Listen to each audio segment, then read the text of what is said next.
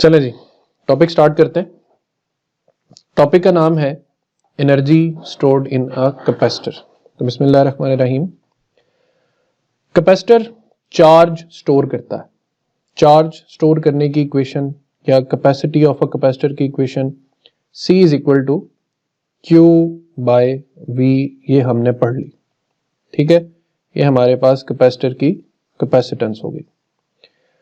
अब बैटरी चूंकि वर्क करती है, क्या वर्क करती है? बैटरी चार्जेस का बोझ उठाती है, कैपेसिटर के ऊपर लाद देती। तो चार्जेस को उठाना, कैपेसिटर के ऊपर डिपॉजिट करवाना, ये बैटरी का काम है। जैसे यहां पर आप देख सकते हैं कि बैटरी है, ये बैटरी क्या कर रही है? ये एक प्लेट से नेगेटिव चार्जेस को खींच रही है, रिमूव कर रही है। तो रिमूव करना एक काम है और इनको जाकर दूसरी प्लेट पे डिपॉजिट कर रही है। तो battery has to perform work, जिसकी वजह से कैपेसिटर की प्लेट्स पर क्या स्टोर हो रहा है? चार्ज स्टोर हो रहा है। अब इलेक्ट्रिसिटी में जो वर्क की इक्वेशन होती है, वो इक्वेशन क्या होती है? वो इक्वेशन सिंपल होती है कि work is equal to Q del V। ठीक है, तो work is equal to Q del V, ये हमारे पास एक मेन वर्किंग कंडीशन आ जाती है। लेकिन अब आप सब एक चीज देखेंगे कि हमारे पास जो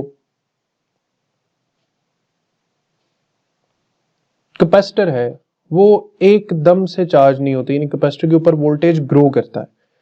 उसके लिए एक यहाँ पे एग्जांपल मैं दिखा रहा हूं कि यहाँ पर ये मैंने एक वोल्ट मीटर लगाया हुआ है कैपेसिटर की प्लेट्स के साथ। नजर आ रही है ये वाली एनिमेशन आपको, ये वाला जो विंडो है? ठीक है, अब गौर से देखना है क्योंकि आज का लेक्चर बहुत बारीक बारीक चीजें आपको समझाएगा, तो बड़े गौर से तहम्मुल से समझनी। यहां मैंने कैपेसिटर के साथ एक वोल्ट मीटर कनेक्ट किया। अभी आप देख सकते हैं कि वोल्ट मीटर की जो रीडिंग है वो 0 वोल्ट आ रही। अब मैं कैपेसिटर के अक्रॉस वोल्टेज अप्लाई करता हूं, वोल्टेज को बढ़ाना शुरू करता हूं, तो जैसे जैसे मैं पोटेंशियल बढ़ा रहा हूं, कैपेसिटर की प्लेट्स के अक्रॉस वोल्टेज भी उसी तरह इंक्रीज कर रहा है। सो ये एक चेंजिंग पोटेंशियल है। मतलब ऐसा नहीं है कि सडनली ये V वोल्ट पे ही कैपेसिटर स्टार्ट हो जाएगा। कैपेसिटर की प्लेट्स पर जो वोल्टेज है वो 0 से शुरू होगा और V तक जाएगा। फिजिक्स में, मैथमेटिक्स में, जब कभी हमारे पास कोई क्वांटिटी ग्रेजुअली इंक्रीज कर रही होती है तो फिर हम उसका एवरेज लेते हैं। सो हम Q को लिखा रहने देंगे और वोल्टेज का एवरेज लेंगे कि वोल्टेज की स्टार्टिंग वैल्यू थी 0, फाइनल वैल्यू है V, और इसको हम 2 पे कर देते हैं डिवाइड।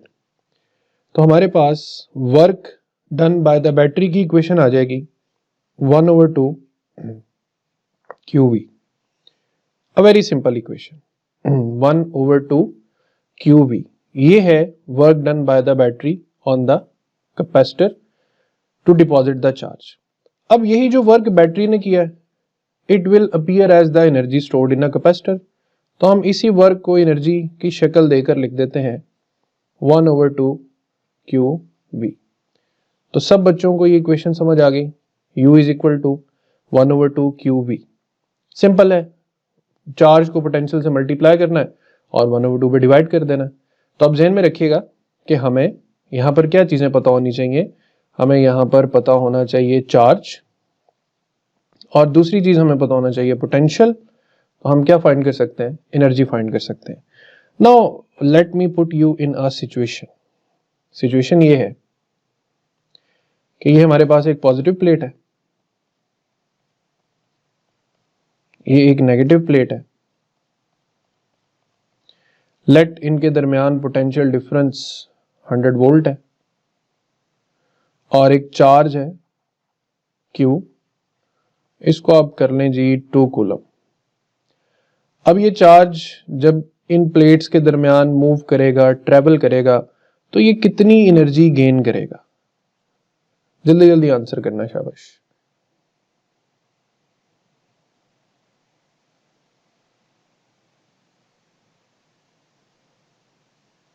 हाँ नहीं बच्चों, क्या ख्याल है? 100 जूल। गुड, शाबाश। और कोई स्टूडेंट? 100, 100। हाँ जी, बाकी सब बच्चे भी बताएं कि अगर आपको ये बात समझ आई है तो मुझे कंफर्म करें कि इसका आंसर 100 आता है।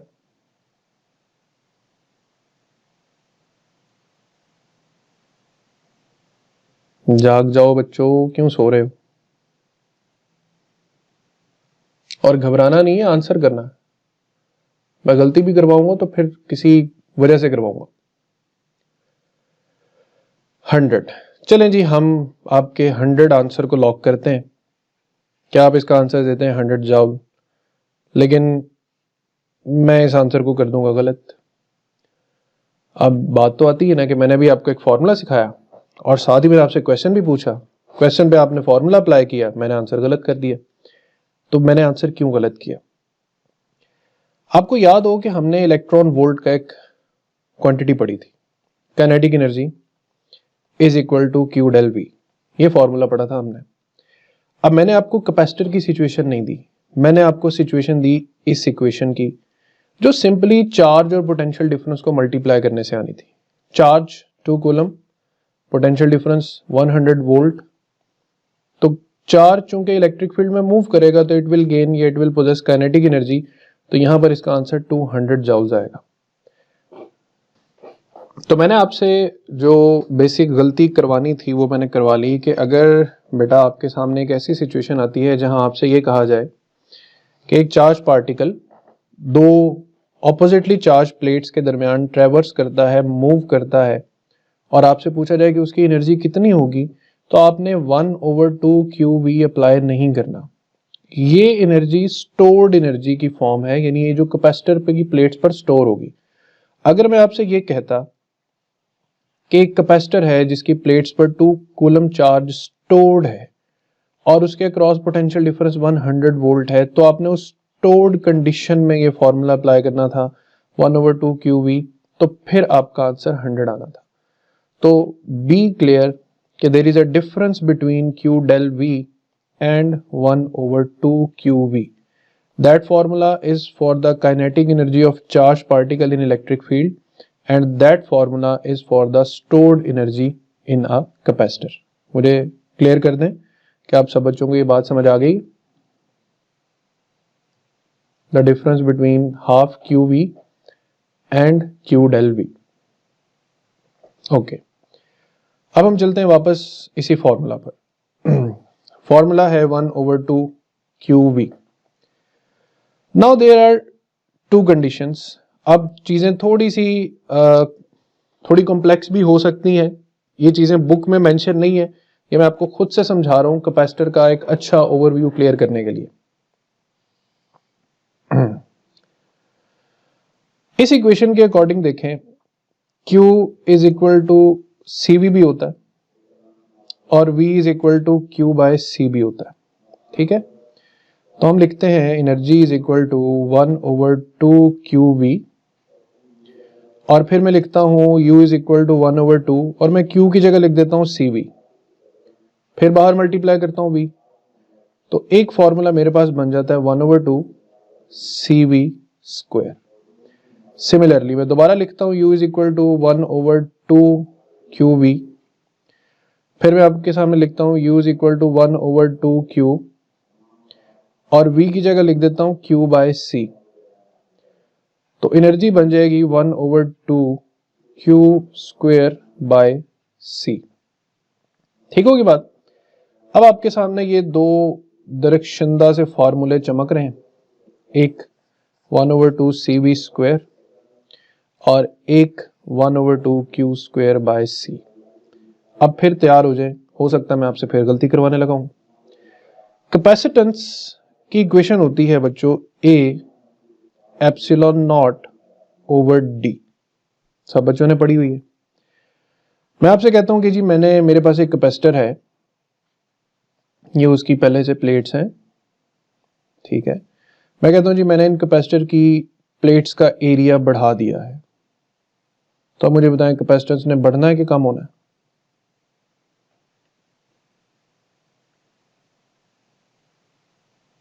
इंक्रीज। सब एग्री हैं इस पे? इंक्रीज आएगा, ओके। तो अगर एरिया बढ़ गया तो कैपेसिटेंस भी बढ़ जाएगी, ऑल ओके। अब मुझे जरा इन दोनों फॉर्मूलाज को मद्देनजर रखते हुए, दोनों एनर्जी के फॉर्मूलाज हैं। कैपेसिटेंस बढ़ गई है, बताएं कैपेसिटर में एनर्जी स्टोर बढ़ेगी कि कम होगी?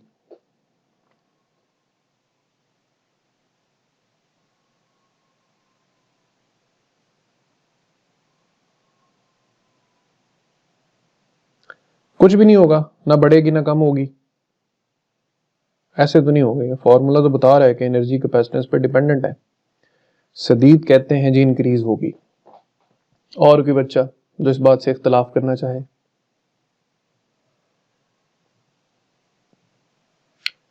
कोई एक आध डिग्रीज भी बोल दे ताकि बात बैलेंस हो जाए, फिर हम कहानी को अगले रुख पर लेकर जाते हैं, ठीक है। कैपेसिटेंस तो एबिलिटी है, बट देखे ना आप एक चीज पे गौर नहीं कर रहे। एनर्जी की इक्वेशन में कैपेसिटेंस आ रहा है, एक फॉर्मूला में इनवर्सली रिलेटेड आ रहा है और एक फॉर्मूला में डायरेक्टली रिलेटेड आ रहा है। सो अब कंफ्यूजन का पहाड़ सामने खड़ा होता है। लो जी सवाल आ गया तो क्या करेंगे? सवाल आ गया कि एक कैपेसिटर का एरिया बढ़ा दिया गया है, तो अब उसकी एनर्जी स्टोर बढ़ेगी या कम होगी? अब मैं आपको एक ऐसी चीज समझाने लगा हूं जो हमारी बुक में बिल्कुल मेंशन नहीं है, और कैपेसिटर का टॉपिक यकीन माने इस कॉन्सेप्ट के बगैर समझ आता ही नहीं है। कैपेसिटर का क्वेश्चन हमेशा दो पर्सपेक्टिव्स में आता है, या कैपेसिटर के साथ बैटरी कनेक्टेड है, या कैपेसिटर के साथ जो बैटरी है वो डिस्कनेक्टेड है। कैपेसिटर के साथ बैटरी कनेक्टेड है या फिर बैटरी डिस्कनेक्टेड है, ठीक है। तहम्मुल से मैं फिर कह रहा हूं, हमें इस लेक्चर में सिर्फ ये बातें ही समझनी पड़ी तो बहुत हैं, लेकिन बैटरी कनेक्शन और डिस्कनेक्शन, और मैं इसको भी एनिमेशन से भी समझाऊंगा। अब देखें, कैपेसिटर का क्वेश्चन हमेशा उसकी स्टार्टिंग से समझ आता है। क्वेश्चन क्या आएगा? क्वेश्चन फॉर एग्जांपल आपको आता है, a capacitor is permanently connected to a voltage source. A capacitor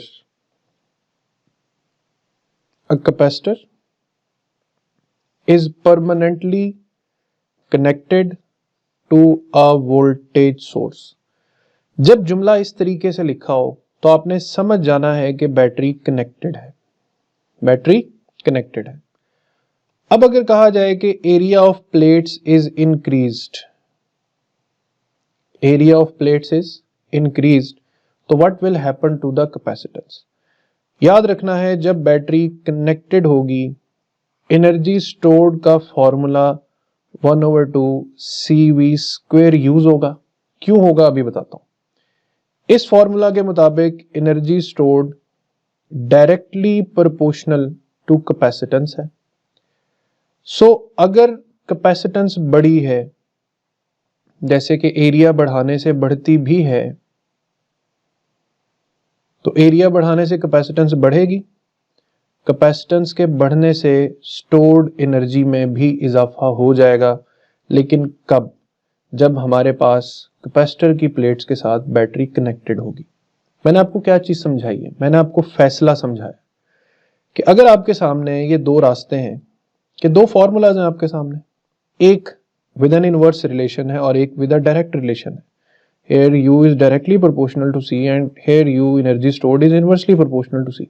scenario एक ही है कि हमने एरिया बढ़ा दिया, अब एरिया बढ़ाने से कैपेसिटेंस ने तो बढ़ना ही बढ़ना है, लेकिन what will happen to the stored energy? तो इसका फैसला हम तब ही कर सकते हैं जब हमें यह क्लियर होगा कि भाई कैपेसिटर जो है वो बैटरी से कनेक्टेड है कि अभी डिस्कनेक्टेड है। तो मैंने आपको बताया कि अगर सवाल का MCQ का आगाज ऐसे हो रहा है, a capacitor is permanently connected to a voltage source, या capacitor is connected to a voltage source।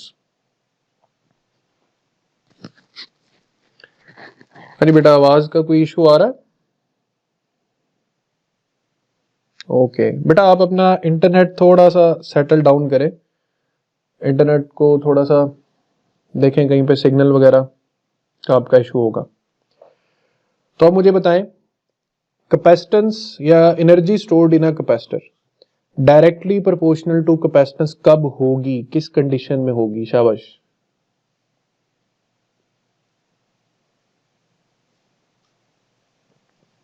जब हमारे पास बैटरी कनेक्टेड होगी।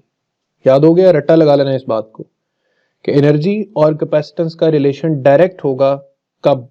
जब बैटरी कनेक्टेड होगी। और अब एक और जुमला सुनना, अगर आपके सामने स्टेटमेंट यूं लिखी हो, a capacitor is first charged,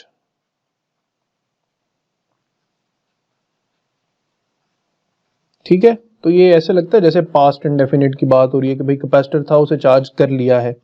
a capacitor is first charge, या जुमला अक्सर यूं भी आ सकता है, अ चार्ज्ड कैपेसिटर।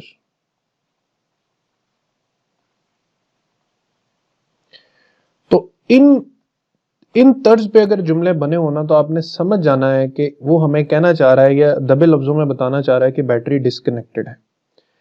तो हमने इस जुमले को सोचते ही दिमाग में ले आना है कि भाई ये बात करेगा इस फॉर्मूला की 1/2 Q²/C की, जिसमें एनर्जी स्टोर्ड का इनवर्स रिलेशन है कैपेसिटेंस के साथ। सो अगर वो आपसे कह दे कि एरिया बढ़ाया गया है, तो आपको ये बात तो क्लियर होगी कैपेसिटेंस बढ़ेगी। लेकिन अगर वो साथ ही साथ ये पूछ ले कि जी कैपेसिटेंस बढ़ गई है तो एनर्जी पे क्या फर्क पड़ेगा, अब आप कॉन्फिडेंटली आंसर कर सकते हैं कि now the stored energy will decrease. So battery का कनेक्शन और डिस्कनेक्शन बहुत मानी रखता है कैपेसिटर की एनर्जी स्टोरिंग कैलकुलेशन में। अ कैपेसिटर इज फर्स्ट चार्ज्ड का मतलब क्या हुआ फिर बताएं?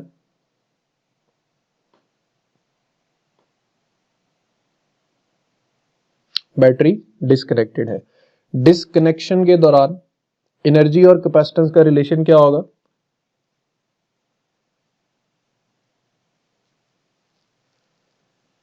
इनवर्स होगा। ठीक है, तो ये बातें महफूज रखनी है जहन में, बार बार प्रैक्टिस करके दोहरानी। अब मैं आपको इन चीजों का थोड़ा डेमो देता हूं, लेकिन उससे पहले मैं आपको फिर कुछ क्वेश्चन करूं ताकि आपका आईक्यू थोड़ा सा काम करे। देखें, हमें एक क्वेश्चन दिया जाता है कि जी a capacitor is first charged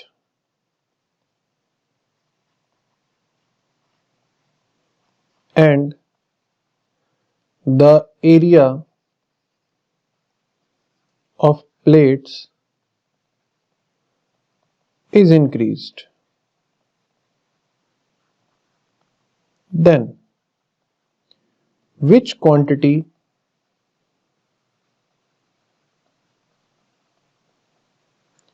remains unchanged?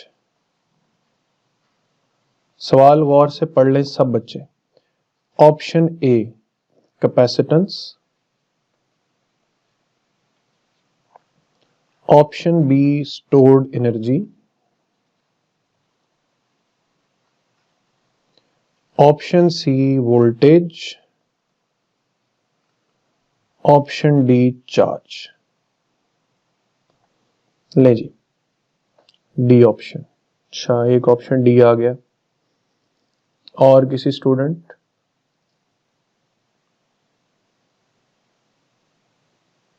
अच्छा जी, तो सब बच्चे डी को लॉक करना चाहते हैं।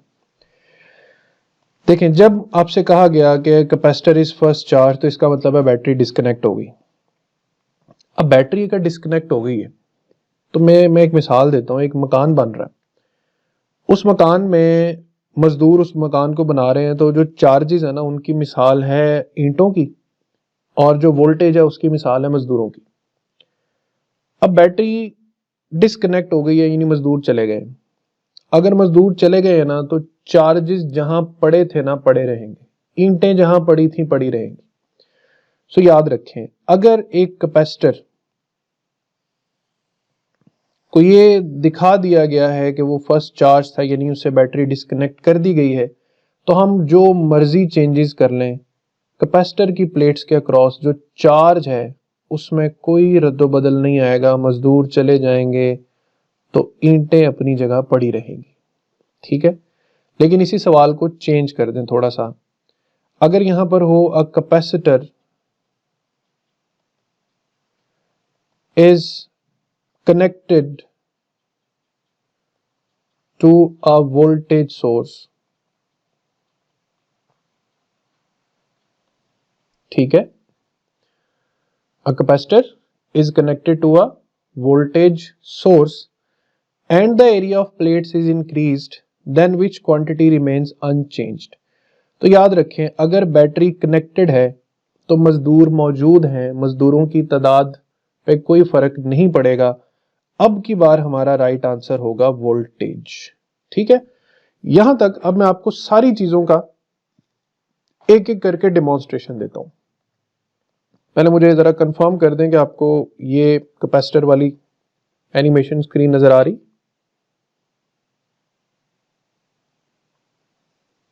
ओके, अब पहला हिस्सा जो हम पहले प्रूफ करते हैं कि अगर बैटरी कनेक्टेड रहेगी तो कैपेसिटर की प्लेट्स के साथ आप जो मर्जी छेड़खानी कर लें, पोटेंशियल अक्रॉस द कैपेसिटर पे कोई फर्क नहीं पड़ेगा। जैसे यहां पे मैं वोल्ट मीटर को हिला के आपको ये दिखा रहा हूं कि वोल्ट मीटर की प्लेट्स के अक्रॉस इस वक्त 1.5 वोल्ट पोटेंशियल है।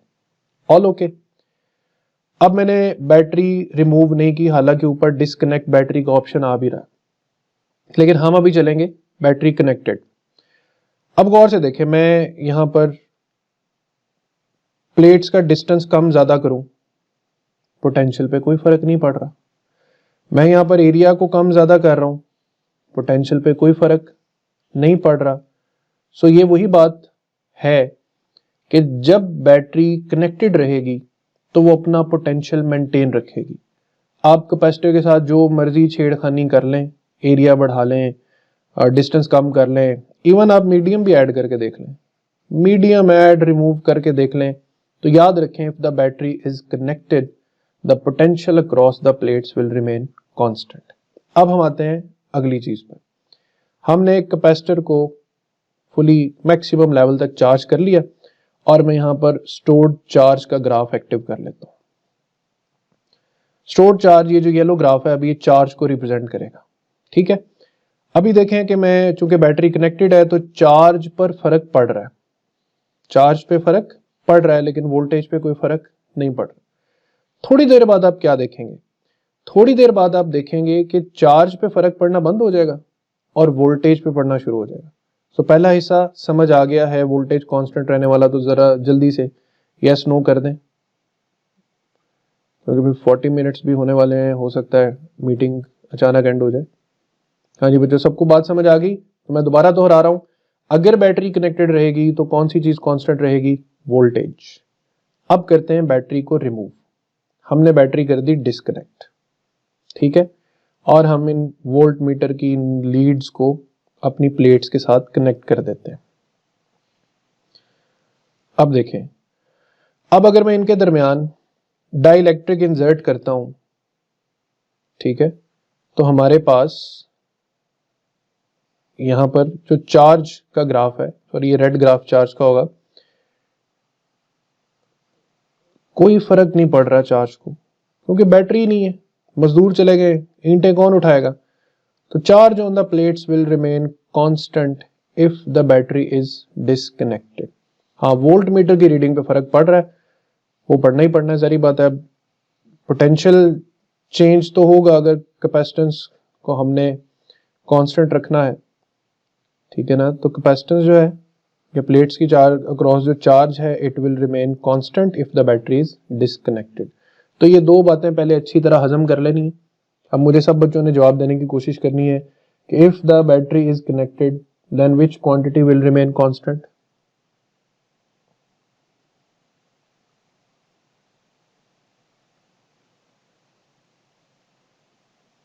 Voltage. Good, shabash. And if the battery is removed, then the quantity that remains constant? Q. That's very good. So आपने बहुत अच्छा अंडरस्टैंड कर लिया। अब मैं एनर्जी वाले केस को समझाता हूं। बैटरी कनेक्ट करता हूं, ये मैंने वोल्ट मीटर लगा दिया, ठीक है, वोल्ट मीटर यहां पर रख लेते हैं। ये चार्ज ऑन द प्लेट्स है, चार्ज को थोड़ी देर के लिए बाय बाय बोल देते हैं, स्टोर्ड एनर्जी का ग्राफ ले आते हैं। ये जो येलो ग्राफ है ये स्टोर्ड एनर्जी का है। क्या सीखा था हमने कि अगर हमारे पास बैटरी कनेक्टेड होगी तो कैपेसिटेंस और एनर्जी स्टोर्ड का रिलेशन क्या होगा?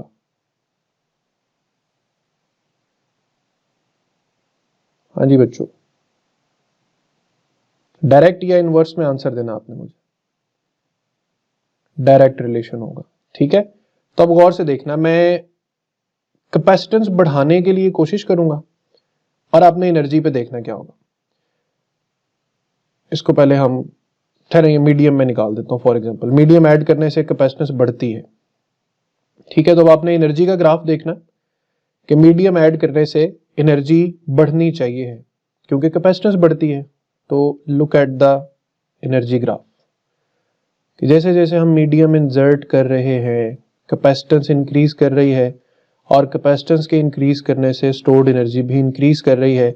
सो हम पूरा जुमला सीधा करते हैं कि अगर बैटरी कनेक्टेड रहेगी तो कैपेसिटेंस और एनर्जी स्टोर्ड का रिलेशन डायरेक्ट रहेगा, एनर्जी स्टोर्ड इंक्रीज करेगी।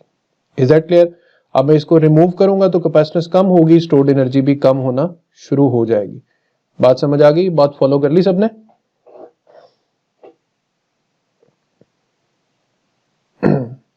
ओके, अब हम आते हैं सेकंड केस पर कि अगर बैटरी रिमूव कर दी जाए तो फिर क्या होगा? बैटरी रिमूव कर देंगे तो हमारे पास कैपेसिटेंस और एनर्जी स्टोर्ड का रिलेशन इनवर्स आ जाएगा। तो लेट्स से कि हम कैपेसिटर की कैपेसिटेंस को पहले फुल बटा फुल कर लेते हैं, ठीक है, एनर्जी बढ़ा लेते हैं और अब अचानक हम बैटरी रिमूव कर देते हैं। अब मैं बैटरी रिमूव कर दी, नाउ वॉच केयरफुली। अगर मैं इस मीडियम को यहां से हटाता हूं, मीडियम को यहां से हटाता हूं तो कैपेसिटेंस कम होगी क्योंकि मैं मीडियम रिमूव कर रहा हूं।